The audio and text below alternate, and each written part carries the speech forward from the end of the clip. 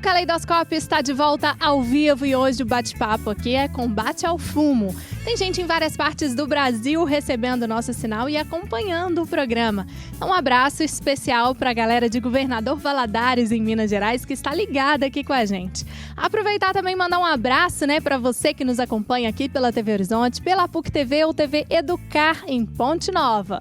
E você que curte e compartilha, fique com a gente aí nas nossas redes sociais. Aproveite para tentar levar um dos presentes oferecidos pelos nossos parceiros. Olha só.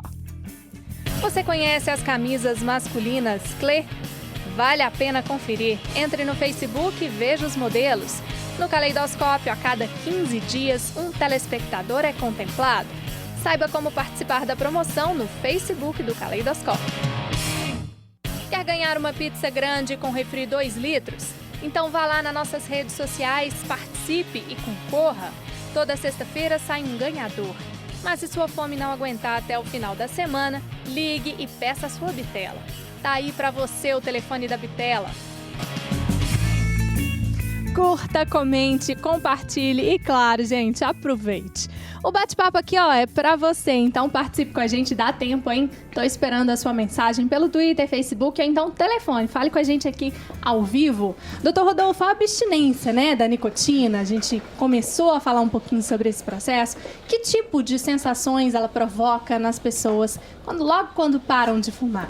Sim, logo que as pessoas param de fumar, ou mesmo quando elas não pararam, não optaram por fazer o tratamento ainda, mas que são tabagistas pesados e ficaram ali várias horas sem fumar, pode ficar mais ansioso, pode ficar mais irritado, alguns sintomas depressivos, não necessariamente uma depressão, mas alguns sintomas, pode a pessoa perder o sono. Então, tabagista pesado é muito frequente ele acordar no meio da noite com aquela vontade ali de dar uma cagada, Uhum. Então, isso... Priscila, você também frequente. que trabalha, com muitas pessoas que estão tentando largar o vício, que tipo de comportamento você observa? Uhum.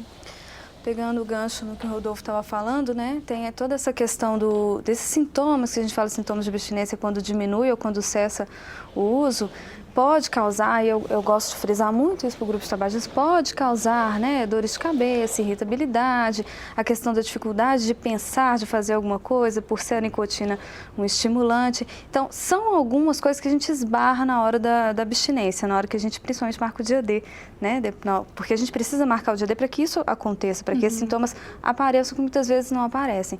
Então, é muito um medo, eu acho, deles de que esses sintomas aconteçam. Muitas vezes chega a acontecer. Até a ansiedade, como ele bem colocou, assim, muitas vezes as pessoas acabam comendo mais, ficam mais ansiosas. É isso que faz com que a pessoa busque outras coisas, uma balinha, eu comer, ou às vezes o próprio celular, como a gente estava falando aqui, no intervalo, às vezes o celular está nesse momento, assim, onde o fumante dava uma paradinha, para fumar, e aí ele agora está ocupado com o celular. Vai depender muito do vínculo que o fumante criou, o relacionamento que ele criou com esse cigarro, Se o cigarro era visto como algo ali que está satisfazendo um prazer oral, ele vai buscar alguma coisa vinculada também a esse prazer oral, Seja balinha, seja comida, e aí tem aí um risco de um ganho de uns quilinhos. Uhum. Então, a pessoa tem que ter aí uma assessoria. O ideal é que ela tenha aí uma assessoria para poder ajudá-la a parar de fumar ou a contornar essas dificuldades. Já se o vínculo que ela criou com aquele cigarro foi é um companheiro, dela, então nos momentos de solidão ela busca ali, até mesmo como a gente estava discutindo aqui, informalmente, não exatamente como evidências científicas, mas o que a gente observa, a pessoa muitas vezes está lá sozinha, tira o celular e fica lá, como se fosse um companheiro, Uhum. E antes do celular, a pessoa, principalmente, que era no caso dos tabagistas, tirava ali era o cigarro para poder fumar. Verdade. Doutora Regina, no caso da boca, falamos aí de algumas doenças, conseguimos pontuar algumas. Uhum. É possível reverter um pouco esse quadro? Tem uma manchinha no dente, com uma limpeza, um tratamento, se consegue... Sim, os estragos causados pelo cigarro são proporcionais à quantidade fumada e ao tempo que essa pessoa fuma, tá? Então, pode ser desde uma manchinha que a gente tira com uma simples limpeza, né, que a nicotina, o tabaco, eles mancham o dente, eles ficam grudados, às vezes até na própria placa que fica aderida ao dente, o tártaro fica escurecido, então isso a gente consegue tirar. Mas pode trazer manchas em mucosa, pode trazer manchas na gengiva, né, na parte interna da bochecha, que isso só quando a pessoa para de fumar, e algumas vezes demora-se 3 anos para que essas manchas sejam revertidas. Isso, infelizmente, a gente não consegue fazer em consultório, tá? Mas, por exemplo, uma doença de gengiva, que o cigarro já é provado hoje, existem estudos provando isso, que o cigarro ele não só agrava as doenças gengivais, como ele causa essas doenças. Tá? Então, isso, por exemplo, pode levar à perda de dentes, pode levar ao endentulismo, né? A falta desses dentes desde muito jovem, tá? E principalmente quem já tem uma propensão a ter uma doença periodontal, a ter uma doença de gengiva, esse quadro ele é agravado. A partir do momento que a pessoa para de fumar, né? Fumei por um período, eu consigo reverter, por exemplo, numa situação da gengiva, uma doença na gengiva? Sim, consegue com o tempo. Não é de hoje para amanhã, mas com o tempo consegue se reverter a doença da gengiva, porque parou de ter aqueles estímulos negativos ali dentro das células que promovem o crescimento de gengiva, que diminui a quantidade de sangue e de células que é enviada para irrigação daquele tecido da gengiva, que promove nutrição, que promove a saúde do dente. A partir do momento que retira-se esses tóxicos, essas substâncias que são tóxicas, elas o organismo começa a reabilitar. A responder, né? Sim. Isso. Legal. O Luiz, no caso da publicidade, começamos também, né, falando sobre esse aspecto que antigamente a publicidade do cigarro tinha um glamour, né? Era estrelado. E hoje em dia ela ganha essa outra proporção. Que caminho você acha assim, que a publicidade tem a contribuir, não só no aspecto do fumo, mas como drogas, de uma forma em geral, para a conscientização?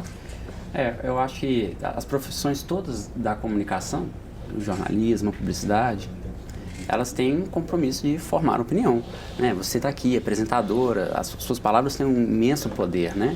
E as propagandas também, sejam elas, igual eu estava dizendo no começo, em que mídia for.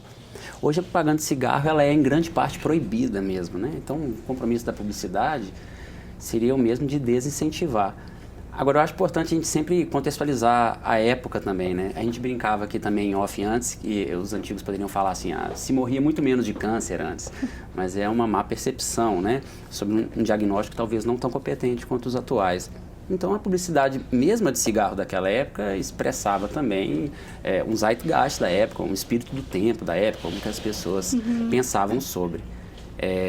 Bom, nesse caso, então, eu acho sim, a publicidade ou qualquer outra profissão relacionada à comunicação, ou talvez qualquer uma das profissões, tem o compromisso de desincentivar. E ainda mais quando se trata, como falávamos no bloco anterior, quando é jovem, criança, aí assim, aí eu acho que é um compromisso moral mesmo. Assim. É interessante porque se a gente for pensar, tem até aquela frase, né? A publicidade é a alma do negócio. É isso. Agora, essas empresas não têm mais essa alma do negócio, olha, né? Isso é a questão das questões mais curiosas, assim. E não sou um especialista no tema, mas curioso, pelo menos. Que é você pensar assim, de fato, desde que essas proibições começaram, e eu acho que aqui no Brasil, se não me engano, em 1988 é a primeira vez que o governo impõe que os cigarros digam faz mal, o Ministério da Saúde adverte. De lá para cá tivemos vários momentos em que o governo intervém para que as marcas ou a publicidade se contenha no que ela pode ou deveria dizer. Mas, em todo caso, desde lá para cá, estima-se que de cada 3 fumantes, um tenha parado de fumar. Né? Então, houve sim uma diminuição do fumante. Ainda que alguns façam uma ressalva, eu me lembro que quando saiu as propagandas com as pessoas passando mal, que não fuma do lado da criança e tal, se dizia muito no meio publicitário que talvez não tivesse a eficiência que se esperava, por causa da ojeriza das imagens, não causava identificação. Então, tipo assim, né? Não, mas eu não fumo do lado de criança, mas né, eu não sou essa pessoa deitada no chão e morta. Em todo caso, é eficiente. Mas aí o curioso é o seguinte, como que proibido pela mídia? Teve uma época que ela só podia anunciar de 9 até tantos da madrugada, agora já não pode mais. Não pode associar com esporte, não pode associar com diversão, não pode associar com casas noturnas, com nada disso. Como é que as pessoas ainda continuam fumando e mais? Como é que começam novos fumantes, né? Então, vamos deixar essa pergunta para o próximo bloco, porque essa é boa para a gente discutir aqui, né? Vamos lá de mais música, meninas? Vai, bora. Grupo Tereza aí, vamos deixar a reflexão, né? Claro, e a gente continua logo mais, né? Sim, sim. Vamos lá, então, mais uma. O que vocês vão tocar pra gente? Chama Samba 2. Vamos lá, Samba 2 agora, no Caleidoscópio.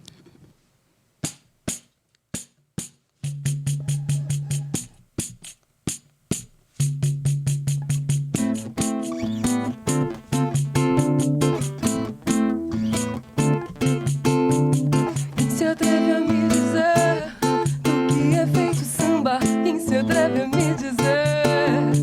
Quem se atreve a me dizer do que é feito samba? Quem se atreve a me dizer? Não, eu não sambo mais em vão. O meu samba tem cordão, o meu bloco tem sem ter, e ainda assim sambo venha 2 por mim. Bambi só, mas sambo sim. Sambo por gostar de alguém, gostar de mim. Lavra alma, me leve embora. Deixa ver samba no peito de quem se atreve a me dizer do que é feito samba. Quem se atreve a me dizer? Quem se atreve a me dizer do que é feito samba? Quem se atreve a me dizer? Quem ensinou a te dizer?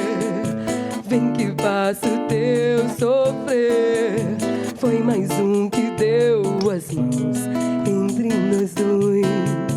Eu entendo seu depois. Não me venha aqui por mal, mas pro samba foi vital